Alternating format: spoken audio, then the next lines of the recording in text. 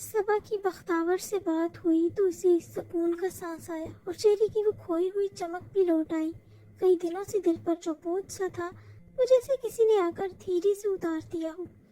وہ فون اپنے ہاتھوں میں تھامے کچھ لمحے یوں ہی خاموش بیٹھی رہی، پھر اس کے لبوں پر وہی پرانی کھنک اتر آئی، وہی کھنکتی ہوئی ہنسی جو پچھلے دنوں جیسے گم ہو گئی تھی۔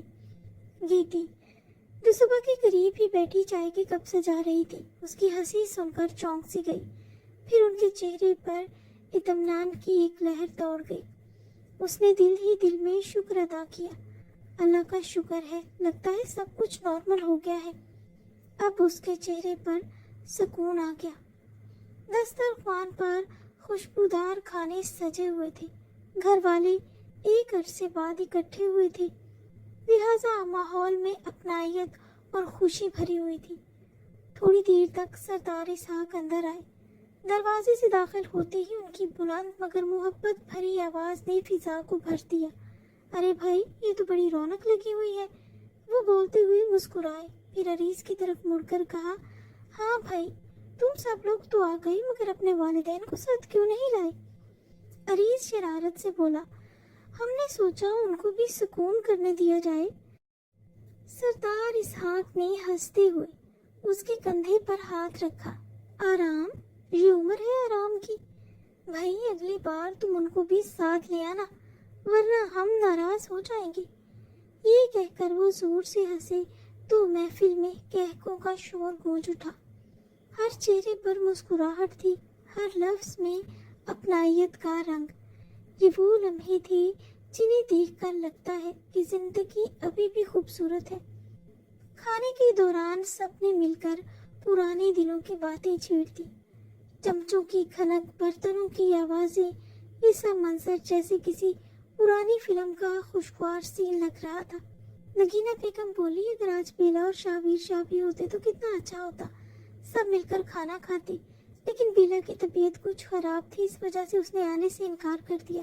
گیتی بولی، ہاں، بیلا کی طرف بھی چکر لگانا پڑے گا، اسے ڈاکٹر نے تھوڑا سا سفر کرنے سے بھی منع کیا ہے، بہتر ہے کہ وہ آرام کرے۔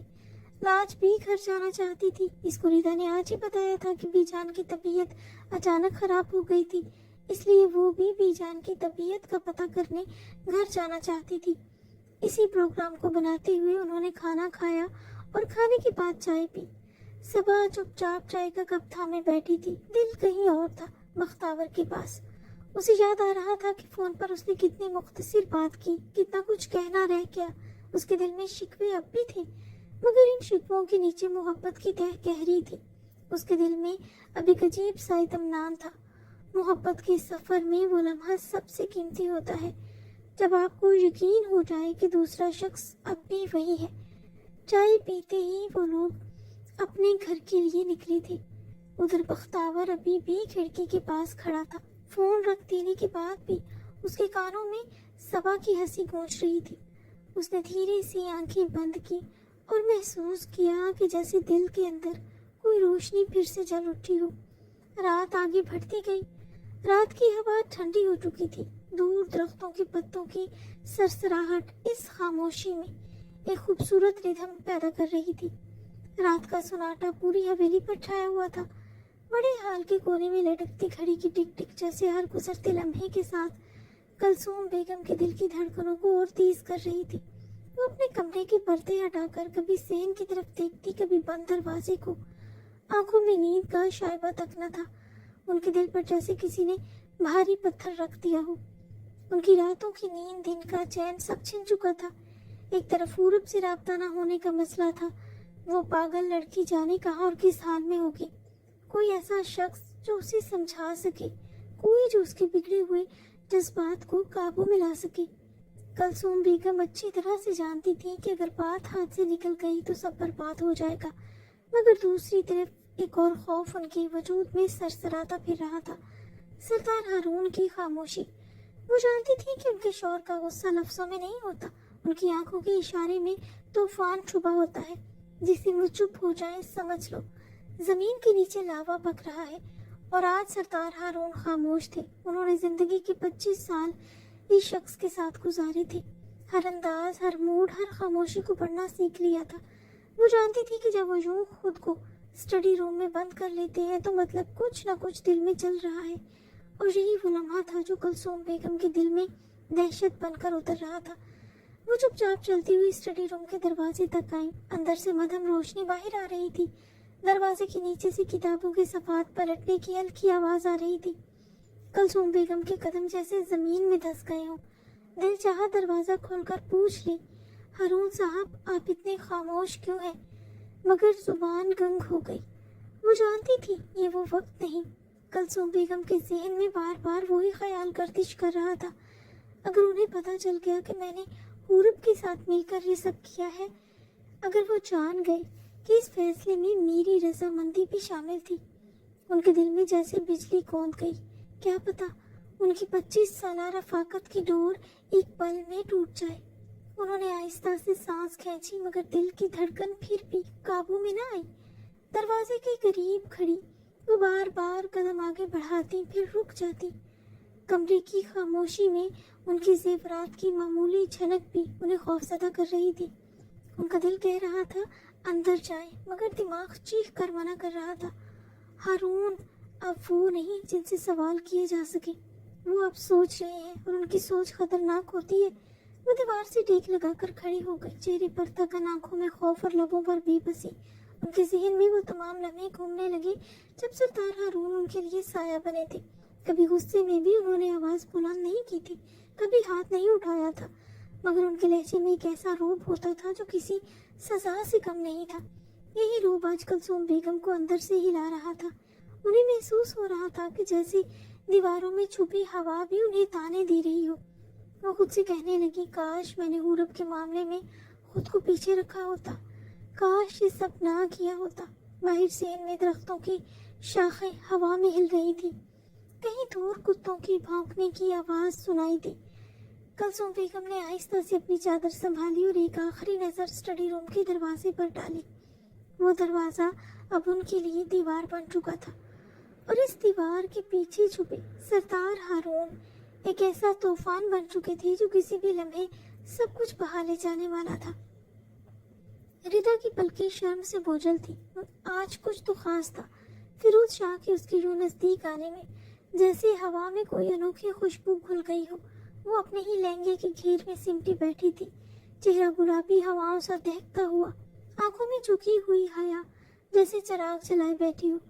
फिरोज शाह की सांसों की नरमी उसके वजूद से टकराकर मध्यम सरूर पैदा कर रही थी। वो तो वाकई किसी मोम की गुड़िया लग रही थी जो बस एक छुअन से पिघल जाने को थी। उसके आसपास फूलों की खुशबू थी, ऊद की महक और चांदी के नूर ने मिलकर एक ऐसा तलिस्सम बना दिया था जिसमें वक्त ठहर सा गया था। फिरोज शाह ने आहिस्ता से उसे बाहों में भरा। उसकी नजरें रिदा की झुकी हुई चेहरे पर जम गई। वो ठहरी हुई सांस के साथ बोला, रिदा आज तुम्हें देखकर दिल चाहता है कि दुनिया यही रुक जाए, ये लम्हा कभी खत्म ना हो। रिदा के लब थरथराए, मगर जुबान जैसे हिचकिचाहट में गुम थी। उसके कानों के करीब फिरोज शाह की सांसों की गर्मी फैल रही थी, जैसे कोई गीत, कोई मोहब्बत भरा वादा कानों में उतर रहा हो। उसने धीरे से रिदा की ठोड़ी को छुआ। वो एक पल को कांप सी गई, सांसें उलझने लगी, दिल जैसे सीने से निकलने को था। फिरोज शाह ने उसे खुद के करीब करते हुए सरगोशी की, ये 2 रातें तुम यूं ही सजी सीज पर गुजारोगी जान, अपने शाह की पनाहों में। उसके लहजे में ऐसी खुमारी, ऐसा जादू था कि रिदा की पलकें लर्ज कर बंद हो गई। दिल की धड़कनों का शोर कमरे की खामोशी में मदगम हो गया। उसने आहिस्ता से सर झुकाया, सांसें भारी हुई, जैसे वो लम्हा उसके वजूद पर नक्श हो रहा हो। चांदनी खिड़की से उतर अंदर आ रही थी, उन दोनों पर बिखर रही थी। फिजा में सरगोशियाँ थी और उनके बीच एक खामोश मगर बेहद गहरी मोहब्बत धड़क रही थी। वो लम्हा जो शायद कभी लफ्जों में बयान नहीं हो सकता। वो अच्छी तरह जानती थी कि शाह के इन अंगार जज्बात को अपने फूलों से नाजुक वजूद पर आज सहना उसके बस की बात नहीं। हमेशा उन लम्हात में उसके आंसू, उसकी सिसकियाँ शाह को रुकने पर मजबूर नहीं कर सकती थी। आज की रात तो वैसे भी उनकी खास थी और शाह से नरमी की उम्मीद करना बेवकूफ़ी थी। उसके कानों में धीरे से सरगोशी करता फिरोज शाह उसे ररसने पर मजबूर कर गया था। बात ही कुछ ऐसी की थी उसने। बोला, माँ बनने के लिए तो हर वक्त तैयार रहती हूँ, सबके बच्चे हो रहे हैं पर मेरा क्यों नहीं। रिदा के लब कपकपा उठे। उसने नजरें झुका ली। सांसों की तपिश उसके गालों को छू रही थी।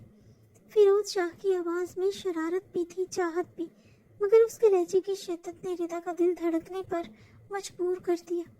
फिरोज ने उसके कान के करीब झुककर आहिस्ता से कहा, तो उसके लिए बहुत कुछ करना पड़ता है। आखिर बच्चा इस दुनिया में आएगा तो वो अपनी खुराक तो हासिल करेगा ना, लेकिन उसके आने से पहले मैं उसकी खुराक का बंदोबस्त करूंगा।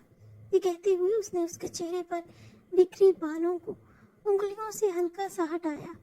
उसके रुखसार पर सांसों का लम्स छोड़ गया। रिदा के वजूद में करंट तोड़ गया। दिल की धड़कनें बेतरतीब होने लगी। वो घबरा कर पीछे हटना चाहती थी, मगर फिरोज शाह की गिरफ्त इतनी मजबूत थी कि जैसे वो उसे खुद में कैद कर लेना चाहता हो। कमरे में सिर्फ सांसों की आवाजें गूंज रही थी। बाहर हल्की बारिश की बूंदें खिड़की से टकराकर एक नरमी भरा पसे मंजर बना रही थी। रिदा ने आंखें बंद कर ली। उसके वजूद पर चाहतों की नमी बरस रही थी। फिरोज शाह के चेहरे पर एक फातिहाना मुस्कुराहट थी, जैसे वो अपनी बात मनवा चुका हो। अब उसने नीम मध्यम लहजे में कहा, अब कोई बहाना नहीं, आज से हम अपने मिशन की शुरुआत करते हैं। रिदा का चेहरा लाल सुर्ख हो गया। दिल जैसे सीने से बाहर आने को था और वो बस इतना ही कह सकी, फिरोज प्लीज। मगर उसकी ये मध्यम सदा खुद उसी की धड़कनों में दब कर रह गई। फिरोज शाह ने मेज की दराज खोली, एक छोटी सी शीशी निकाली जिसमें सुनहरी रंग का खास तेल जगमगा रहा था। रोशनी उसके अंदर से गुजरती हुई एक चमक सी फैला रही थी। वो आहिस्ता से मुस्कुराया और रिदा की तरफ देखते हुए बोला, आज से मैं खुद तुम्हारी इन हिस्सों की देखभाल करूंगा। ये खास ऑयल है रिदा, जब ये जिस्म पर लगेगा तो चंद माह के अंदर तुम एक मुकम्मल हसीन औरत में बदल जाओगी। उसके लहजे में खुमारी थी, मगर उसके पीछे एक अजीब सा ठहराव और मोहब्बत की गहराई छुपी थी। रिदा का दिल तेज धड़कने लगा। वो नजरें झुकाए शर्म से दोहरी हो गई। उसके लब कँपकँपाने लगे, जैसे वो कुछ कहना चाहती हो, मगर लफ्ज उसके काबू में न थे। फिरोज शाह ने तमाम पर्दे गिरा दिए। पूरा कमरा हल्की सर्द रोशनी में नहा गया। बाहर से बारिश की बूंदें खिड़कियों पर दस्तक दे रही थी। उस खामोश फिजा में सिर्फ दो दिलों की धड़कनें गूंज रही थी। रिदा ने एक नजर चोर नजरों से फिरोज को देखा, जो अब उसके करीब आ चुका था। उसने शीशी का ढक्कन खोला। तेल की खुशबू फैल गई, जैसे कमरे में बाहर उतर आई हो। फिरोज ने तेल अपनी हथेली पर लिया और बड़े सुकून से रिदा के वजूद को अपने लम्स से राहत देने लगा। उसका हर लम्स मोहब्बत से लबरेज प्यार से भरपूर था। रिदा की पलकें झुक गई। सांसों का उतार चढ़ाव बेकाबू होने लगा। वो लम्हा जैसे थम गया। न कुछ कहा, न कुछ सुना, बस वक्त रुक गया। बस रिदा की गहरी सांसें थी। तकरीबन आधा घंटा गुजर गया। फिरोज ने आहिस्ता से कहा, अब मैं रोज ये काम खुद किया करूँगा, क्योंकि मैं चाहता हूँ तुम रोज रोज खुद नहीं कर पाओगी। वो मोम की गुड़िया की तरह उसके हिसार में पिघलती ही तो जा रही थी। अब तुम वो रिदा नहीं रहोगी, एक मुकम्मल औरत बनोगी। रिदा ने आंखें बंद कर ली। फिरोज उसके लबों पे झुकते उन्हें अपने लबों में दबाकर अब बाकी के तकाजे पूरे करने लगा। वो अपने अमल में नरमी बरत रहा था, लेकिन रिदा की आंखें नम हुई थी। सिसकियां कमरे में अजीब फसों बिखेर रही थी। खुशबू में बसा माहौल उनके इस मिलन पर अजीब सी बहार पेश कर रहा था। बाहर हल्की हवा चल रही थी, जो कमरे की मध्यम रोशनी के साथ मिलकर एक ख्वाब सा मंजर बना रही थी। रिदा ने हल्की सी कराह के साथ कहा, शाह मेरी कमर में बहुत दर्द हो रहा है। फिरोज शाह ने मुस्कुराते हुए उसे देखा। उसकी आंखों में चाहत और शरारत एक साथ थी। वो आहिस्ता से रिदा को अपनी गोद में बिठाते हुए बोला, किसने कहा था अपने शाह को इतना तड़पाने के लिए? अब भुगतना तो पड़ेगा ना। हाय शाह, बहुत दर्द है सच में, वो रोते हुए बोली। फिरोज ने उसकी कमर को थाम कर उसे अपनी गोद में सही से बिठाया और बोला, अब आराम आ जाएगा, रोया तो मत करो। उसके हाथों की गर्मी रिदा के वजूद में फैलने लगी। वो आहिस्ता आहिस्ता उसकी कमर को सहलाने लगा, जैसे हर दर्द को अपने लम्स से ख़त्म कर देना चाहता हूँ। उस रात मैंने कितना इंतज़ार किया था तुम्हारा, वो मध्यम लहजे में बोला, लेकिन तुम नहीं आई। अब थोड़ा सा तड़पाना मेरा भी बनता है रिदा। रिदा ने उसके सीने पर सर रख दिया। आंसू फिरोज के चौड़े सीने के बालों में जज्ब होने लगे। उसकी नरमियाँ सख्तियों में बदलती गई। وہ اس پر حاوی ہوا پرسکون ہونے جا رہا تھا۔ خاموشی کے اس لمحے میں صرف دلوں کی دھڑکنیں اور ہلکی سسکیاں سنائی دے رہی تھی۔ ہوا کے جھونکے کھڑکیوں سے کھیل رہے تھے اور کمرے میں ایک عجب سا سکون اتر آیا تھا۔ وقت جیسے رک گیا تھا۔ وہ دونوں ایک دوسرے کے وجود میں کھو گئے، جہاں لفظ ختم ہو گئے اور احساس بولنے لگے۔ بختیور جب کمرے میں واپس لوٹا تو کمرے کی فضا میں ایک عجیب سا بوجھ تھا۔ میز پر فائلوں کی ترتیب درست تھی، فرش صاف، پردے سلیقے سے لٹک رہے تھے۔ حورب نے خاموشی سے سب سمیٹ دیا تھا۔ بخار نے اس کے چہرے کی زردی کو اور گہرا کر دیا تھا، اور آنکھوں کی لالی جیسے اس کی راتوں کی نیند، اس کی بے بسی اور اس کے دل کی آگ سب کچھ عیاں کر رہی تھی۔ اس نے لرزتی انگلیوں سے کپ اٹھایا اور بختیور کے سامنے گرین ٹی رکھ دی۔ بختیور نے ایک لمحے کو بھی اس کی طرف نہیں دیکھا۔ وہ سرد لہجے میں بولا، اچھی صفائی کی ہے تم نے، اب چائے رکھ دی ہے تو کھڑی کھڑی میرا منہ کیوں دیکھ رہی ہو؟ حورب کے ہونٹ کپ کپ آ گئے۔ وہ کچھ کہنا چاہتی تھی مگر الفاظ جیسے گلے میں اٹک گئے۔ بختیور کی آنکھوں میں ایسی سختی تھی کہ اس کا دل دھڑکنا بھول گیا۔ وہ اپنی کرسی پر ٹیک لگاتے ہوئے تنسی انداز میں بولا، تم نے کیا سوچا تھا کہ بختیور اپنا لمس تمہیں روز روز دے گا؟ تم اس قابل نہیں ہو کہ میری نظریں بھی تم پر پڑے۔ تم اچھی طرح جانتی ہو نا کہ کس الزام کے ساتھ تم میری زندگی میں آئی ہو۔ اس کے لہجے میں نفرت کا زہر ٹپک رہا تھا۔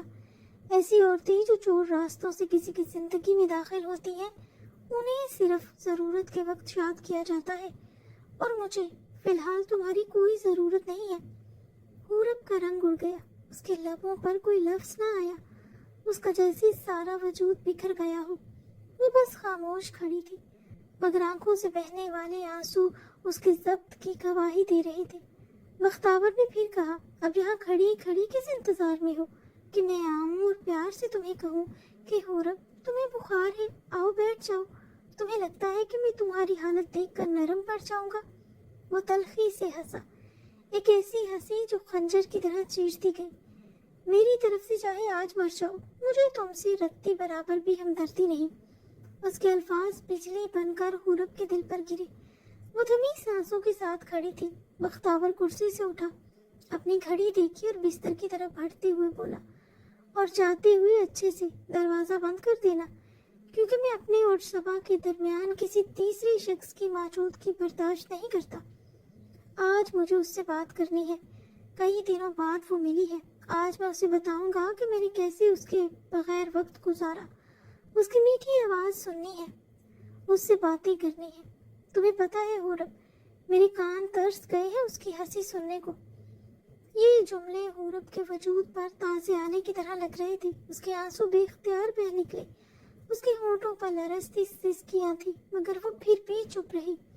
کمرے کی فضا بوجھل ہو گئی۔ دیواریں جیسے اس کی حالت پر ہنس رہی تھی۔ بختیور کے الفاظ ابھی تک گونج رہے تھے، میری طرف سے چاہے آج مر جاؤ۔ حورب نے خود کو سنبھالنے کی کوشش کی، مگر بختیور اور دکھ کے بوجھ نے اسے بے حال کر دیا۔ اس کے قدم لڑکھڑائے۔ وہ ایک لمحے کو دیوار کا سہارا لے کر کھڑی ہوئی۔ آنکھوں کے سامنے اندھیرا چھانے لگا۔ پھر اس نے بمشکل خود کو سنبھالتے ہوئے دروازے کی طرف قدم بڑھائے۔ دروازے کے پاس پہنچ کر اس نے ایک آخری نظر بختیور پر ڈالی۔ وہ اس کی طرف پیٹ کیے، فون ہاتھ میں لیے، صبا سے بات کرنے کے لیے نمبر ملا رہا تھا۔ حورب نے ہونٹ کاٹ لیے، آنسو گالوں پر بہہ نکلے۔ اگلے لمحے اس نے دروازہ بند کیا اور جیسے ہی باہر نکلی اس کی سانس بھاری ہو گئی، دل جیسے سینے میں سمٹنے لگا۔ اس نے اپنے آپ کو روکا نہیں، الٹی قدموں بھاگتی چلی گئی۔ کمرے کے اندر بختیور نے فون کان سے لگایا۔ دوسری طرف صبا کی آواز ابھری، وہی مانوس ہنسی، وہی چہک، اور بختیور کے چہرے پر نرمی اتر آئی۔ ادھر حورب کے قدم راہداری میں ڈگمگا رہے تھے۔ بخار کی شدت، دکھ کا طوفان اور دل کی چبھن سب مل کر اسے توڑ رہی تھی۔ آنکھوں سے آنسو بہتے جا رہے تھے، مگر وہ رکنے کا نام نہیں لے رہی تھی۔ اس رات بختیور کے کمرے کی روشنی دیر تک جلتی رہی اور حورب کے کمرے میں اندھیرا اتر آیا۔ وہ اندھیرا جو صرف روشنی کی کمی کا نہیں بلکہ کسی کے دل ٹوٹنے کا ہوتا ہے۔ لاج اور ارباز سب کے لیے دبئی سے گفٹ لے کر آئے تھے، اور عریض اور گیتی لوگوں کو تو وہ ان کے تحائف دے چکے تھے۔ نگینہ بیگم اور ستارے صاحب بھی ان کے گفٹ مل چکے تھے۔ अब राज का इरादा था कि वो फिरोज शाह और रिदा के घर वापस लौटने पर ही उनके तहाइफ लेकर उनसे मिलने जाएगी। दूसरी तरफ बेला की तबीयत भी कुछ खराब थी, तो उससे मिलने जाना भी जरूरी था। वो एक दूसरे की भाभियां कम लेकिन दोस्त ज्यादा बन चुकी थी। फोन पर तो उनकी बात हो चुकी थी और शाहवीर ने बताया था कि बेला की तबीयत कुछ खराब है। डॉक्टर ने बेड रेस्ट करने के लिए बोला है, इसलिए वो ज़रूरत से ज़्यादा एहतियात कर रहा है, क्योंकि वो किसी तरह का रिस्क नहीं लेना चाहता। लेकिन लाज भी इसको मशवरा दिया था कि बेला को थोड़ा सा भी सफ़र न करने दिया जाए, बेहतर है कि वो आराम ही करे। बीजान की तबीयत अब बहुत बेहतर थी, इसलिए लाज के दिल को भी सुकून था। वो रिदा का इंतज़ार कर रही थी कि वो घर लौटे और वो सबसे एक साथ ही मिल ले। लाज अरबाज से अपने ख्यालात का इजहार कर रही थी जब अचानक दरवाजे पर दस्तक हुई। नगीना बेगम अंदर आई, एक नरम मगर पुरअसर मुस्कुराहट के साथ। वो अरबाज को ये बताने आई थी कि उसके बाबा साईं उसका इंतज़ार कर रहे हैं, क्योंकि आज वो अपनी ज़मीनों का चक्कर लगाने जा रहे हैं। सरदार इसहाक चाहते थे कि उनका बेटा सरदार अरबाज भी उनके साथ जाए, ताकि सब कुछ एक साथ हो और मुलाकातें बेहतर तरीके से तय हों। अरबाज ने जवाब दिया, जी मामा, बाबा ने मुझे बताया था, मैं रेडी हूँ। ये कहकर वो अपना फ़ोन लेकर बेला और अपनी माँ से खुद हाफिज़ कह गया और सरदार इसहाक के साथ डेयरी की तरफ निकल गया। लाज और नगीना बेगम ने फिर किचन की तरफ कदम बढ़ाए। ये किचन का सफ़र महज खाना पकाने के लिए नहीं था, बल्कि एक मौका था कि वो अपने दिन का इंतज़ाम करे और सबके लिए खाने का वक्त और तैयारी तय करे। लाज ने नगीना बेगम से कहा, मामा, आज हमें सबके खाने के लिए टाइम का तयन करना है और नौकरों को हिदायत देनी है ताकि चीज़ें वक्त पर तैयार हो जाए। नगीना बेगम ने मुस्कुराते हुए जवाब दिया, बिल्कुल, आज सबके लिए आसान और मज़ेदार खाना होना चाहिए ताकि हर एक की खुशी और सुकून का ख्याल रखा जाए। लाज ने आलू और सब्जियां तैयार करना शुरू की और नौकरों को आहिस्ता आहिस्ता हदायत देती रही कि सालन कब पकाना है, सब्जी कब हल्की आंच पर रखनी है और रोटी और सलाद कब तैयार होना है। हर चीज़ इतनी तरतीब से कि हर काम बर वक्त मुकम्मल हो जाए और सबके लिए खाने का वक्त बेहतरीन अंदाज में सब कुछ मौजूद हो। नगीना बेगम ने सालन हिलाते हुए कहा, लाज, तुम हमेशा से सब कुछ इतनी मोहब्बत और सलीके से करती हो कि सबके दिल खुश हो जाते हैं। आज भी सब कुछ बेहतरीन हो जाएगा। लाज ने नरम लहजे में कहा, जी मामा, बस सबके लिए सब कुछ बेहतरीन होना चाहिए ताकि सबके चेहरों पर मुस्कुराहट हो और सब लुत्फ उठाएं। किचन में खुशबू, हल्की हल्की हलचल और हर चीज़ की तैयारी ने माहौल को दिलकश और पुरसुकून बना दिया। इंस्पेक्टर बख्तावर ने आज का अपना लाहे अमल मुकम्मल करने के बाद सुबह के वक्त अरीज अहमद से मुलाकात के लिए थाने के एसएचओ के दफ्तर का रुख किया। थाने में मामूल की हलचल जारी थी। अहलकार मसरूफ थे, कागजात तरतीब दे रहे थे और रिकॉर्ड रूम की रोशनी में मुकदमात की तफसील चल रही थी। बख्तावर और अरीज अहमद के दरमियान ताल्लुक महज अफसराना नहीं था, वो ख़ानदानी रिश्ता भी रखते थे। इसलिए मुलाकात में एक नरम सी गर्मजोशी के साथ साथ प्रोफेशनलिज्म भी नुमायां था। बख्तावर ने दफ्तर में कदम रखते हुए एहतराम से कहा, अस्सलामुअलैकुम अरीज साहब।